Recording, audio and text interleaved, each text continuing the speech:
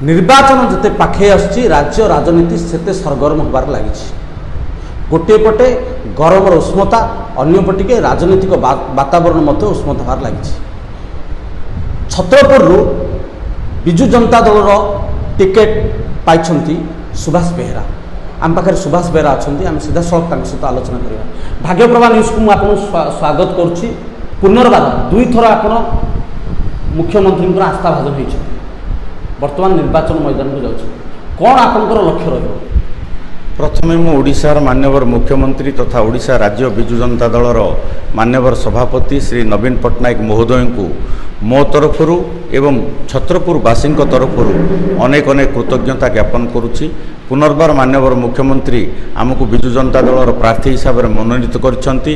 छत्रपुरवासी उपर आस्था एवं विश्वास रखिछंती एवं मान्यवर मुख्यमंत्री जेते लोकाभिमुखी योजना रही, खाद्य सुरक्षा योजना रही, सामाजिक सुरक्षा योजना रही, भित्तिभूमि उन्नयन योजना रही एवं आपणकर 5T रूपांतरकरण योजना रही, समस्त जनहितकर योजनार वार्ता नहीं कि लोकों को सचेतन करिकी आमे लोकों को भोट आशीर्वाद भिक्षा करूँ। मान्यवर मुख्यमंत्री को षष्ठ थर किभली भाव में आमे मुख्यमंत्री रूपे आमे बाछबू से आम लोकों निकट को जीवु एवं छत्रपुरवासी आज जो विकास पथर अग्रसर होती छत्रपुरवासी मान्यवर मुख्यमंत्री प्रति एक गभीर आस्था और विश्वास आशीर्वाद रही एवं से विश्वास को आम पाथय करी लोकों पाक गला लोक आमको बहुत दृढ़ समर्थन प्रदान करुँच एवं आम रेकर्ड भोट व्यवधान रे उभय विधायक प्रार्थी एवं सांसद प्रार्थी आम विजय लाभ करूँ।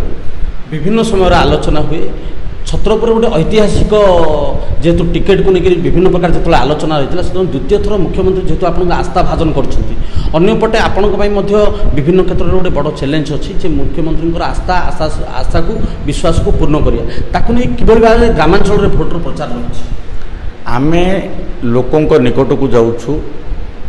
आमर जो एक दृढ़ संगठन विजु जनता दलर छत्रपुर निर्वाचन मंडल रही तृणमूल स्तर पर्यंत से संगठन सुदृढ़ अच्छी।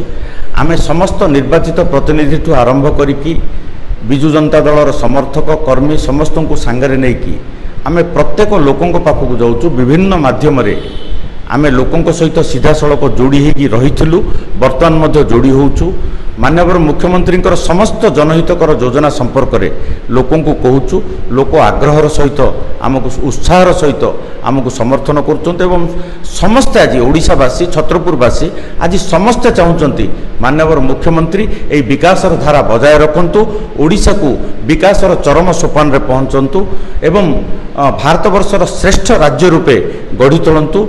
युव छात्र गुरुजन भाई भौणी समस्ते आज मान्यवर मुख्यमंत्री आज समस्ते आशीर्वाद करुँच एवं आमे यही योजना मान्यवर मुख्यमंत्री लोकाभिमुखी योजना एवं मान्यवर मुख्यमंत्री से भल पाइबा को पाथय करी आमे जो भोट आशीर्वाद मागुचु निश्चित भाव में आमे आगामी चलित 2024 साधारण निर्वाचन में उभय सांसद प्रार्थी विधायक प्रार्थी छत्रपुर विपुल भोट व्यवधान आमे विजय हबु।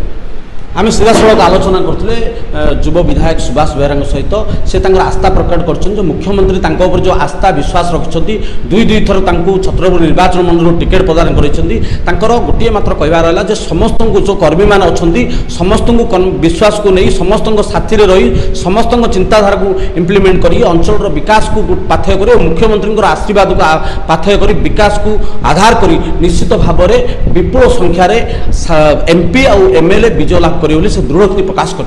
छत्रपुर संतोष मिश्र रिपोर्ट भाग्यप्रभा न्यूज।